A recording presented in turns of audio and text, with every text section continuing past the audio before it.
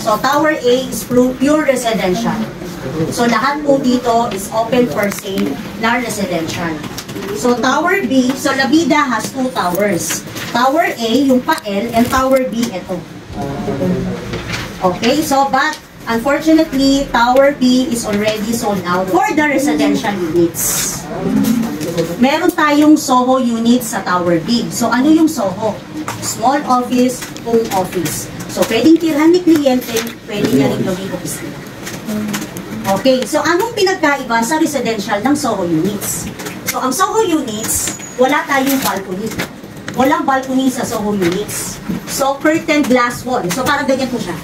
Ganyan. So, lalabas po ako dito, tignan nyo. Parang ganito siya. Walang balcony. Okay, so ganun ang tsura ng SOHO units. Walang balcony. Why? Kasi nga po, pwede siyang gawing opisina. Diretso lang. Kung gusto mong tirhan ni kliyente, at the same time, pwede niyang gawing office. So, saan located or anong floor ang SOHO units? Located siya sa 6th floor up to 15th floor. Sa Tower B tayo itong dinidiscuss ko is Tower B pa lang. Okay? So, located ang SOHO units sa Tower B sa 6th floor up to 15th floor. So, ano yung 16 pataas? Yan yung residential unit natin. But sold out na sa Tower B. So now, we focus to sell Tower A. Okay? So ito yung Tower A natin. So marami tayong inventory dito. So siguro tatanong kayo, bakit merong mga nakakulay orange dito? So yan yung mga 37 square meters na studio na pwede i-upgrade sa 1 or a 2-bedroom unit, no? Additional cost. Okay, so ito, di ba? FP Harrison to Kung gusto ni kliyente na ang unit niya is full view ng Manila Bay, kasi Manila Bay na to di ba? So itong unit na to, itong dalawa na kulay yellow, ang i-offer natin. Kasi unobstructed view siya ni Tower B. So paglabas niya ng balcony niya, kita niya na ang Manila Bay. Okay, kung gusto naman ni client, ito ang amenities Ang amenities natin is located on the 6th floor. 6th floor ang amenities. Meron din tayong commercial area sa ground floor. So, this project is a mixed-use development. So, anong mixed-use? So, hindi na kailangan lumabas or pumunta ng MOA ang kliyente para mag-grocery, para pumunta ng bangko, kasi we have a commercial area or commercial space sa baba, sa ground floor. Okay? Pero pa yung nasa 6th floor up to 15th floor na SOHO units sa Tower B. Tower B is may SOHO units, combined of SOHO units and residential. Tower A, pure residential units. Okay? So, ano itong mga nasa corner? So, yan ang mga 2-bedroom unit. So, itong tatlo na to, itong tatlong blue, yan yung 90 square meters natin na 2-bedroom. So, itong nakikita nyo dito na purple, yan yung 70 square meters. So, mga 2-bedroom natin, corner unit yan. Okay? So, question. Bago tayo pumasok sa model unit, wala naman. Magkano due? Monthly due. So, ang monthly dues natin, approximately mga nasa 110 to 150 pesos per square. So, sabihin natin is 37 square meters. So, ours pa multiply.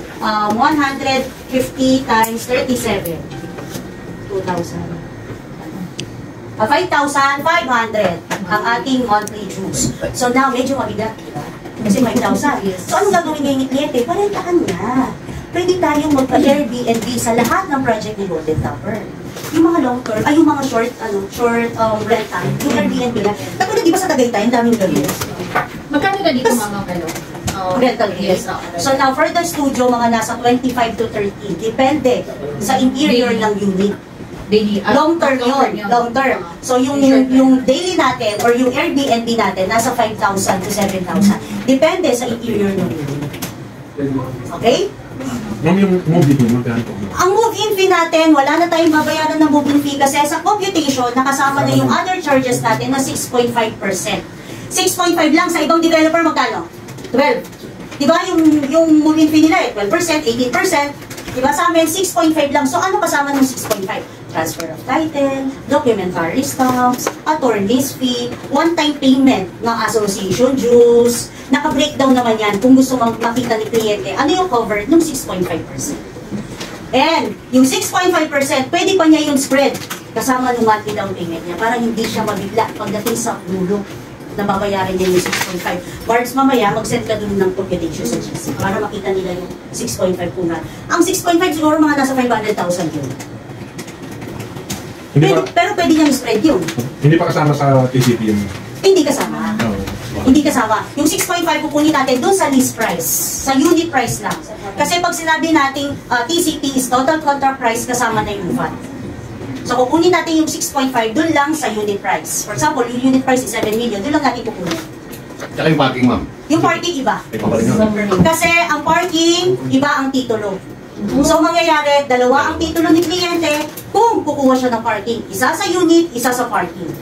So kung walang magre-renta ng ano niya, for example, may nagre-renta doon sa unit niya, walang kotse, pwede niya pa-renta sa iba. Pero ma'am, sa isang unit owner, pwede sila kumuha ng dalawang parking? Kung 2 bedroom, 1:1 lang po tayo dito, first unit. Ma'am, ilang square meter ang parking? The usual, 12.3. Okay? And also, matutuwa ang mga kliyente nyo, why? Malaki ang mga balcony natin dito. Hindi katulad sa mga competitor natin dyan. Condenser lang ng aircon ang kasya. Ilang square meter, ma'am, yun? Ang balcony natin nasa 4 square meters. Malaki ang balcony natin talaga. 2x4. Mga 2x4. Yes. Kung gaano 2x2. kalapad ang balcony, ganun ay kung gaano kalapad ang unit, 2x2. ganun din kalapad ang balcony. Mamaya pagka sumilip kayo, makikita nyo dito. Okay? Ang discount natin sa cash, magkano ngayon? 8%? So, pag yung spot ka. 8%, i-double check lang po. Yung mga may ilagang height. Pwede naman tayo, huwag lang po yung mga dragon. Elefante, zebra. Yung mga ano, yung mga toy doon. Pero pwede yung ahas. Ano yun? Exotic ka, ano na. Kasi mga silapet. Sumusobra na kayo. Bayawa, pwede ba dali 7% po, 7%. Yes. So, 100% after, for example, nag-reserve si client. Today is September 26. Nag-reserve 35,000. After 30 days, October 27, binayaran niya ang 100% ng TCP. 7% discount. Pero, pwede tayong mag-request hanggang 45 days para mag-ipon yung fund. Kasi yung ibang fund, di ba, no, galing sa abroad, hindi naman pwede magpadala ng isang bagsakan. Sabi mong 7 million yan, makakam na tayo. Diba? Kung mga deferred cash, ma'am, 3 payments, pagka 5 payments, Pwede, magkano porsyento mo? May mga discount tayo dyan. Ang discount namin, for example, spot 10%. Hindi kami dun sa 10% nagdi-discount. Kumukuha kami ng discount dun sa unit price. Di ba yung iba, nagdi-discount lang sila dun sa 10% eh. Kumukuha sila. For example, ang discount ko kayo mga kapatid. For example, 10%, sabihin mo ng 7 million times 10%. 700,000, di ba? So may discount yan. Sabihin mo ng 1%. So nagdi-discount yung iba dun sa 700,000.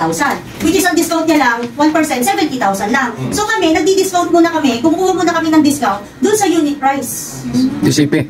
Not sa TCP po, unit List- price list lang. price. Oo, or sa list price. Pag sinabi kasi natin TCP, kasama na yung VAT. So dun sa list price or sa unit price lang, dun tayo kukuha ng discount. Magkano naman yung mga commission na galing? Okay, sa commission natin, di-disclose. Okay, 5% tayo dito. 5% commission. So now, siguro nagugulat kayo. Kasi ang house and lot, malaki talaga ang commission niya. Ang pinaka, ang initial nila ay 6%. Diba, umaabot pa lang hanggang 10 yan eh. Iba si house and lot, iba si condo. Okay? Kasi si house and lot, talagang, kaya malaki nagbibigay ng commission ng mga developer ng mga house and lot dahil madaling ibenta si house and lot. Diba? So, ang presyo kasi ni house and lot is talagang madaling ibenta. Compare kasi kay condo. And also, ang 5% naman natin is competitive yan sa mga competitor natin. And ito lang ang maganda. Pag nagbayad si client ng 10% spot, for example, nagbayad ng 10% spot, 50% loan release. O, for example, nag-reserve ngayon, 26. October 26, nagbayad ng 20% si kliyente. November, full com. Wala kaming retention dito. Kahit wala pang LOG or hindi pa loan release, full com kayo dyan. Kahit 20% pa lang. Yes! Nasa accreditation yan ng broker. Palakpak naman kayo na yun. Ano ba reservation? May incentive? May incentive po ang broker. So, syempre, yung katulad ng sinabi ko sa inyo kanina, tutulungan namin kayo, tutulungan nyo kami. Lalo na bare months, kailangan natin ng pera. So, syempre, full support kami sa mga incentive. So, Bart, isend mo sa kanila yung, yung incentive. Give and take. Nasaan ko na yung Sir Jun? Nasend na. Ay, Sir Jun. Magkano naman na pangalaman nyo? Release ng title in case na city. Kasi yung... Okay, depende. Pero usually, ang titulo umaabot ng taon.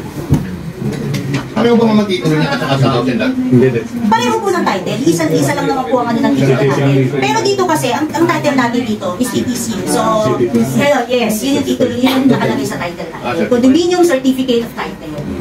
Okay? So, yun yung titulo ng condominium. So, yun, it takes a year, parang sa mga house and lot.